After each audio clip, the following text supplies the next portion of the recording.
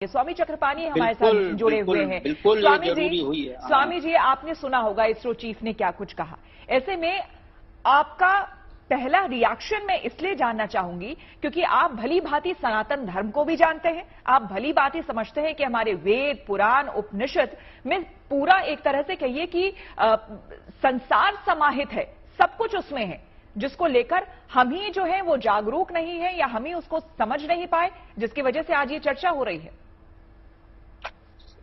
श्वेता जी, सबसे पहले तो मैं आपको इस चैनल के माध्यम से आपको, आपके चैनल को बहुत बहुत बधाई देता हूं कि इस बेहतरीन जो है आपने मुद्दे को चुना और इस पे आप डिबेट करा रहे हैं। दूसरे हमारे साथ बैठे हुए जितने विद्वत जन हैं, चाहे पूज्य यतीन्द्रानंद जी महाराज हो या काशी विद्वत, उनको भी मैं प्रणाम करता हूं।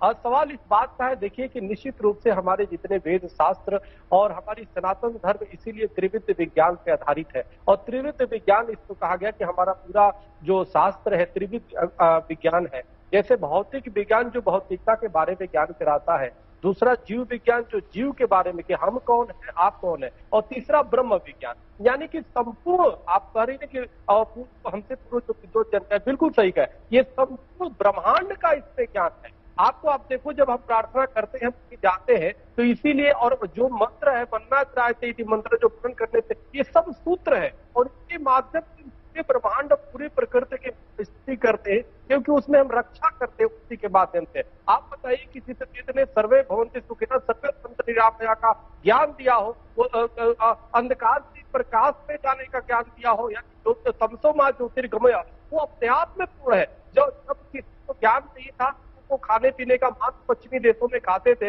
भारत में उस समय 56 व्यंजन होते थे, अनेक व्यंजन होते थे। तो हर पहलू पे हमारा शास्त्र, हमारा वेद, हमारा पुराण हर प्रकार से ज्ञान देने का काम करता है, यानी कि व्यक्ति का निर्माण करता है और निर्माण करने के साथ कैसे जीना है, कैसे संबंध, जो भौतिक विज्ञान कहा उसके अंतर्गत एक ज्ञान देता है कि हमें एक माता पिता के संबंध कैसे होंगे, पिता पुत्र संबंध कैसे होंगे, हमारे आपसी, उसके बाद धनोपार्जन कैसे सम्मत करेंगे, उसके बाद सब कुछ हमारे वेदों में बताता है। किसकी हम उपासना, सूर्य उपासना की हमारे यहाँ है, पंचदेव की उपासना की बताई गई है। हमारे यहाँ वृक्ष, नदियां हम उपासना करते हैं, इसके माध्यम से हम पूरी प्रकृति की हम रक्षा करते हैं। तो पूरी तरह से जिस समय लोगों को ज्ञान नहीं था, उस समय हमारे यहाँ शैल्य चिकित्सा 225 ग्रंथों की रचना सुश्रुत ने की, शैल्य चिकित्सा।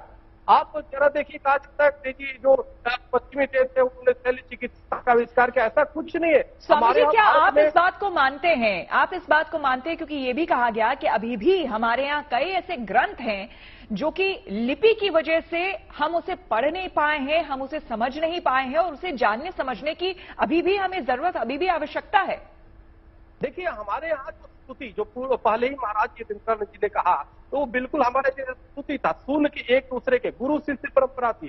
गुरु जो है शिष्य के कान में देता था, इस तरह बाद में आकर के उसकी लिपिबद्ध हो गई।